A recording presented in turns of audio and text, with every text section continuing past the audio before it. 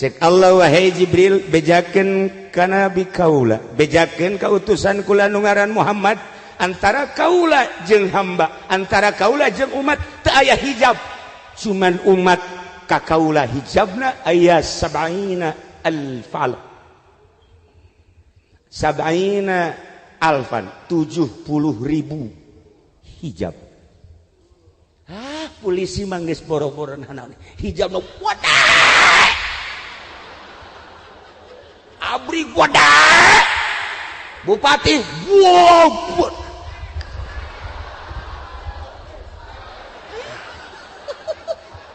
Hijab. Tetapi malam ieu terbuka. Siap duduk simpul. Karena isukna libur. Lamun teu libur cadu. Tah ulah kitu cenah kiai, aing mah deuk kitu bae aja. Henteu. Teu setiap polisi kemudian terhijab, tidak. Tidak setiap TNI terhijab, atuh henteu. Bahkan tidak setiap kiai terbuka hijab. Jaki Jamal mah hijab lo gede jasa. Ya Karim ulah disangka. Jaka dia ge nya mah hayang amplop. Cokot ku si amplop.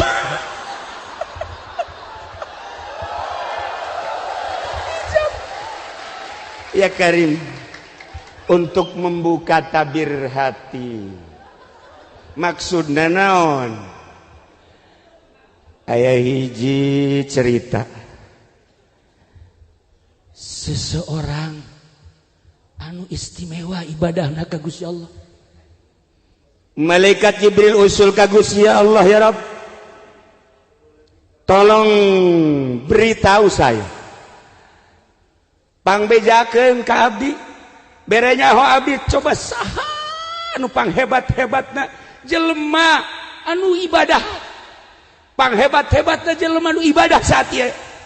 Cak Gusti, ulah nyaritakeun anu luhur pangkat nu hebat ibadah. Tingali di gunung Syria, di Lubnan aya guha. Sok kadinya. Malaikat Jibril langsung datang ka dinya, ya Karim. Assalamualaikum. Begitu ngobrol, eta jelema teh sapoe-sapeting sare nangan sajam. Ibadahna teu eureun-eureun salat, baca Quran, zikir jeung maca sholawat. Awakna ge geus lain awak model kos urang. Aya nu kuru ge di dieu bengek. Lain eta. Kuru ibadah. Tapi cahaya muncul. Daharna hanya sisa-sisa manusia eta ge ketika dibutuhkeun. Malaikat Jibril gode kepala, Masya Allah. Geus teu hayangin nya nama milu raramean. Geus teu hayangin nya nama ningali alam dunia hiji bae nu ditingali teh akhirat. Malaikat Jibril kagum. Setelah kagum keluar, sababaraha meter tidinya aya jelema nu keur mabok. Ngagali taneuh deuk nyieun pager lantaran mabok sakilan geus diliangan eta tihang teu daek asup-asup mabok atuh peing deuk kumaha kok hanya geus ade kieu ngagilek deui ka dieu ngagilek deui oleng tuh sia masih bang mabok sia ayawan gua ieu sia. Ku malaikat Jibril di deketan gadinya cek benak hati anak muda ulah-ulah dek nulungan aing sia kai kanyahoan ku malaikat Jibril geurentes hatena seperti eta langsung malaikat Jibril ngadeukeutan kunyana diomong hei manusia lamun maneh manusia hei malaikat mun anjeun malaikat ulah coba-coba nulungan ka ulah kula mah hiji bae minta tolong Allah. Cek malaikat Jibril nu mabok kieu. Heran mah. Langsung jana bebeja, ieu Jibril utusan Allah. Tidak mau tahu. Sekalipun Jibril lamun deuk nulungan kula teu bisa. Hiji bae Allah. Masya Allah. isi mabok ieu. Ya Allah, mantak hati-hati. Pak Kapolsek, nu mabok jangan setiapnya mabok tangkep. Jangan, rantai saja. Allah karim. Guys, malaikat Jibril usul ka Gusti Allah ya Rabb. Aya dua sosok manusia nu aneh. Nu hiji ibadah di guha anu luar biasa, nu hiji pemabok. Tetapi aya perbedaan pandangan. Ya Allah ya Rabb, nu mana nu sebenarnya nu istimewa menurut anjir ya Rabb? Lamun dicaritakeun mah panjang cek Pangeran Jibril. Bejakeun kanu di guha nyana meureun ibadah teh hayang kapanggih jeung kaula rek manggihan nyana setelah ngasupkeun gajah ka jero liang jarum 1000 bejakeun kanu mabok janjana ge ngomongna ka aing bae sanajan mabok ge teu salat ge nyana ngomong Allah mah teleb sial tanu mabok bejakeun aing nu agung kula nu agung rek manggihan setelah 1000 gajah diasupkeun ka liang jarum sampaikan malaikat Jibril langsung datang deui ka guha ki kula ibadah hayang kapanggih jeung Allah hayang mi'raj Allah bakal manggihan ka anjeun alhamdulillah tetapi dengan catatan ke Allah rek ngasupkeun heula gajah 1000 ka liang jarum. Oh, tama bahasa bahwa Allah moal datang berarti kain geus aing mah ibadah geus geus-geusan ku ari mah aing dek ka kota dek mabok ku ari mah. Dibalik Haji Jamal teh modelna. Coba datang ka nu mabok. Cek. Allah bakal manggihan ka Aceng. Sebab Aceh ngomongna embung dibantuan ku makhluk hiji bae Allah bisa teu bisa ka Allah bakal manggihan iraha deuk manggihanana ke lamun Allah geus ngasupkeun gajah 1000 ka liang jarum mantap jaknyana Allah mantep kudu ngasupkeun ka liang jarum 1000 iraha bae ge sekat antara kula jeung Allah jeung kula iraha bae barang penting jeung sabaraha bae bohong tawa bahaka sakitu mah ya Allah ya Rabb ngalayang ka luhur langit mantak nu mabok sing hade ye asal ulah mabok korupsi bae bajingan tah maksudna. Nah, cerita tentang Isra sering tertuju ke Kangjeng Nabi, cerita tentang Mi'raj luar biasa. Nu kuari dicaritakeun mah kumaha urang bisa Isra jeung Mi'raj. Lantaran percikan Nabi aya di hati. Dunia langit bumi katut eusina dipuateun di hate moal mahi. Tetapi Allah dipuateun di hati orang mukmin asup. Masya Allah karim.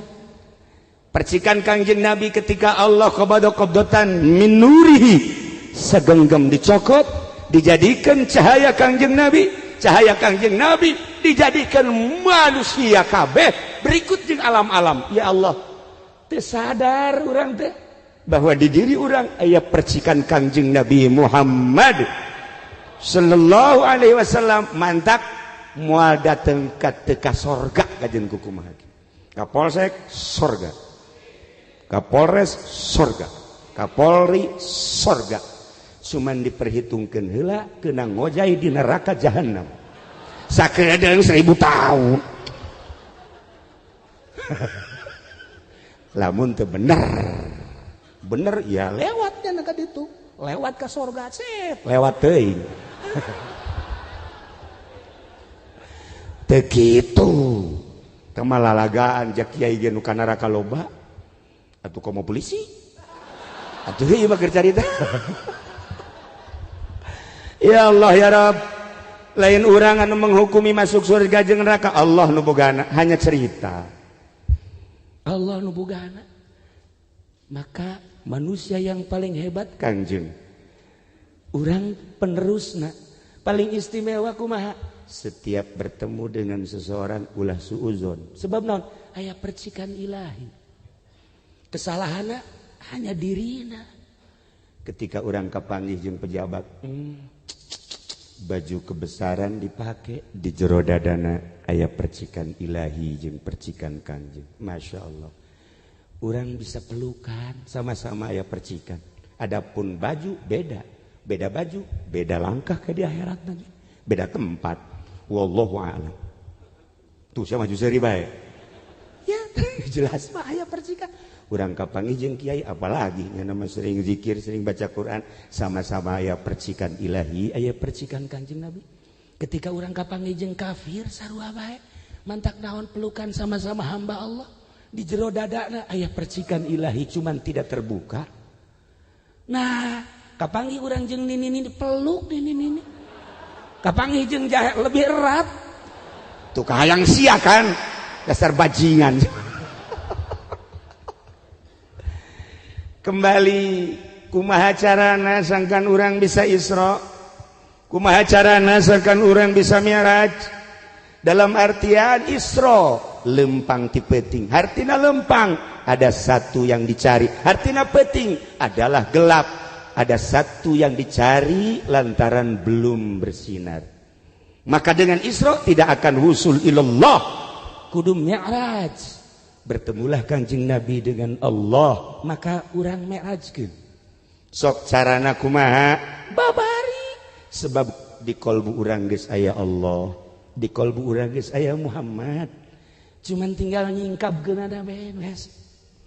Nah, lamun urang ningali perjalanan-perjalanan para waliullah kabeh geus tersingkap. Syekh Maulana Mansuruddin bisa salengkah ka Banten. Lamun Syekh Syarif Hidayatullah di Cirebon ka Banten, cuman perem doang. La ilaha illallahul jalilul akbar. Blak datang ke Banten. Babacaanana sakitu. La ilaha illallahul jalilul akbar. Baca ku Haji Pendi. La ilaha illallahul jalilul akbar. Sak kasumur. Model heran yang babacana aja eta keneh. Ayo tuh. Ayo Syekh Syarif Hidayatullah datang ke Banten, Syekh Mansuruddin datang ke Banten, ayo kunaon Haji Pendi ka sumur. Salah maca apa kumaha sih? Masya Allah. Salah nyingkapkeunana. Hareupna ji, hareupna nu disingkapkeun. Ulah tukang atuh kenal pot mah. Ya Allah ya Rabb. Nah, singkapkeun hate urang ya Allah. Allah ngadamel ruh. Aya tempat nu mentak di ngaranan alam ruh. Setelah Allah ngadamel ruh, ngadamel alam dunia. Sanesna Allah ngadamel alam dunia, ruh diturunkeun hiji-hiji setelah dikhitab ku Gusti Allah. Dihitam ku Gusti Allah. Naon tah kaula lain pangeran anjeun? Golu bala syahidna sumuhun. Gusti teh pangeran abdi. Roh wauh jeung Allah. Roh deket jeung Allah. Turunkeun hiji-hiji roh teh sesuai jeung tempatna ka jasad masing-masing. Melalui cai diturunkan ka cai heula set baseuh roh, ti cai diturunkan ka lempung ka tanah, maka bobolokotlah roh. Setelah diturunkan ka tanah, diturunkanlah ka angin, membekulah roh. Setelah diturunkan ti angin, diturunkanlah ka seuneu, jadilah keras. Iyalah doa aya di awak urang. Aya jasad terbuat tina anasirul arba'ah. Cai, tanah, angin, jeung seuneu. Di tengah-tengah awak urang aya ruh. Singkapkeun geura supaya urang bisa Isra Mi'raj, manggihan Lailatul Qadar. Lailatul Qadri khairum min al. Masya Allah. Geura ge lamun kukula dicaritakeun ya. Hiji-hiji bakal bisa haliber kabeh. bisa hiber. Iya cara-cara hiber teh kos kieu. Pokoknya polisi tidak perlu lagi mobil patroli. Teu kudu. Langsung asal peurem sat sarua jeung Haji Pendi brus ka sumur. TNI teu kudu make mobil longkoron. Teng baja teu kudu. Teu kudu tah sarua jeung Haji Jamal engke ge peureum ka laut paeh. Sial teh Haji Jamal. Batur titah ka laut. Batur hayang kawin ka laut. Teu beres sa kiai.